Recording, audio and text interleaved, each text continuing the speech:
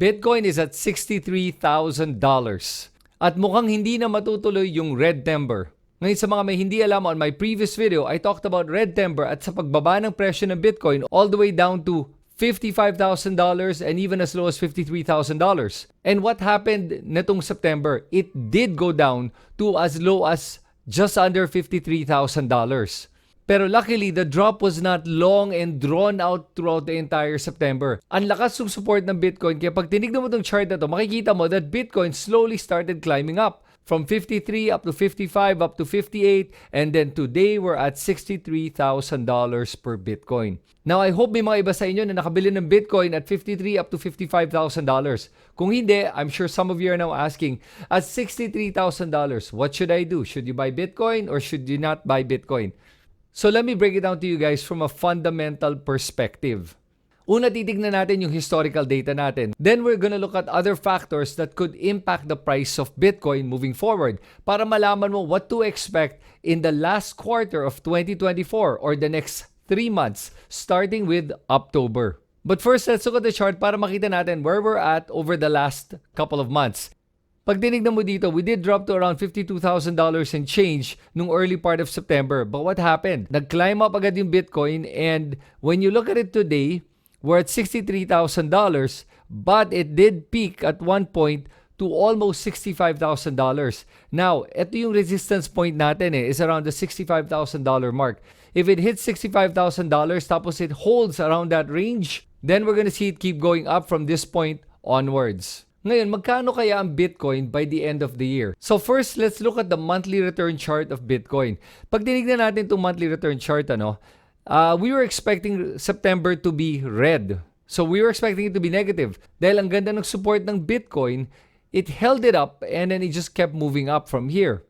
Kaya it looks like September is going to be a green month. Now, if you look at it historically, every time green ang September, what happens in October, November, December? It will follow green for the next 3 months. So if we base it on this, it looks like we're going to have 3 green months starting in October. It happened in 2023, it happened in 2015, and it happened in 2016. So how much can we expect Bitcoin to go up by if we were to base it on the monthly return chart?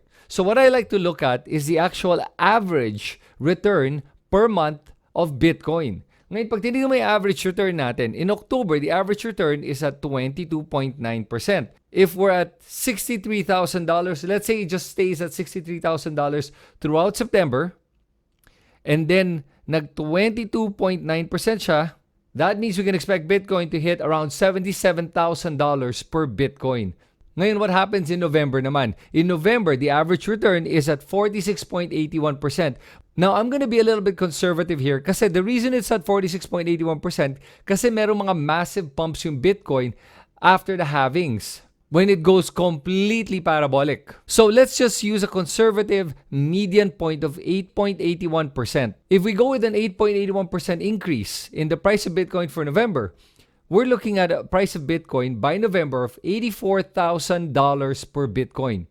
Now, ano naman for December? So for December naman, we can use the average price of Bitcoin on a monthly basis to be able to calculate this. So let's compute it at 5.45% return. So times 5.45%, you're looking at around $88,800 per Bitcoin, or let's round it up to $89,000 per Bitcoin by the end of the year. That's a pretty good return from where it's at today. So what does that mean for people that buy at $63,000? If you buy today, that means that you're getting just under 50% return on your investment by the end of the year. Ngayon, let's have a look at the possible price of Bitcoin based on the mining cost. So if you look at this chart right here, the yellow line represents the price of Bitcoin and the blue line represents the mining cost.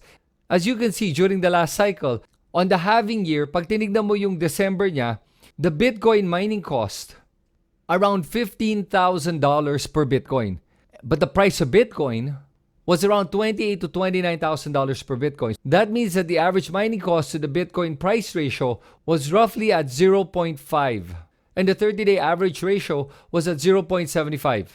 Ngayon, tignan naman natin yung mining cost today compared to the price.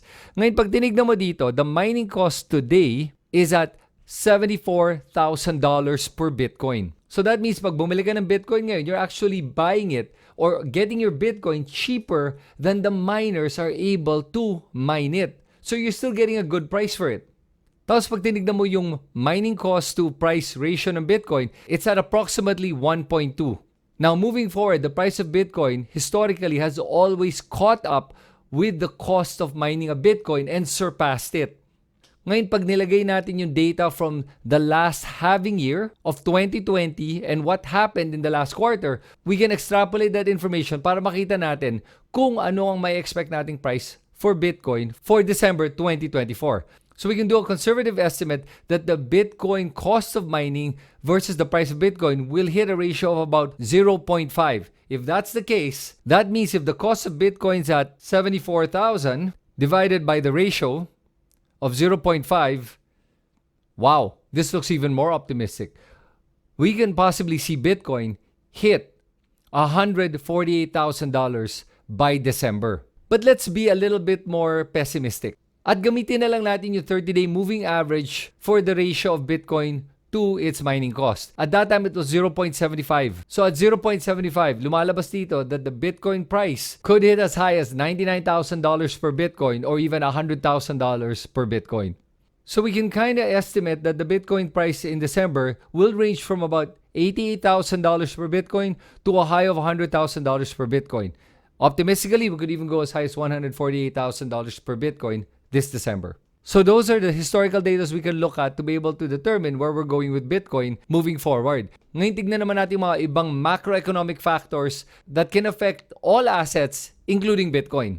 Number one is a big one. The US Federal Reserve has just announced a 50 basis points drop in the interest rate. That means it's a half percentage point drop in the interest rate. Malaki yon. And that's what actually drove this nice pump to $63,000. Next, elections are around the corner. In November, the US elections will happen. And no matter who wins, the prices of almost all investments will always go up. Because investors all over the world love certainty. At pag may certainty na at successful ang isang election tulad ng US market, which is one of the biggest markets, then prices will go up and Bitcoin's price will definitely go up. Next, the SEC has approved options trading for Bitcoin. Now, this is big because that means now that there's going to be so much more institutional money going into Bitcoin. But that also means that there are going to be a lot more speculators that are going to be trading Bitcoin, which could make Bitcoin's price more volatile. At pag tinignan mo lahat ng mga factors that we talked about, including the historical data, everything is pointing towards $100,000 Bitcoin by December. Or at the very least, around $88,000 to $90,000 per Bitcoin. So let's see what happens in the next 3 months. And if that happens, we're all gonna have a Merry Christmas and a Happy New Year. Oh, and by the way, like I always say, please do your own research. And I'm just sharing with you my opinion based on the tools I use to be able to do my trades and investments. Kayo, ano tingin nyo? How much do you think Bitcoin will be in the next coming months? And what do you think will affect the price of Bitcoin? I'd love to hear from all of you guys. Pakisulat lang lahat ng mga opinion nyo in the comment section below. And if you guys enjoy videos like this at nakatulong to sa inyo, please subscribe to this YouTube channel because this is where I talk about all things investment, trading, money, and crypto. Salamat sa inyong lahat. This is Kristan and remember, I am not your financial advisor.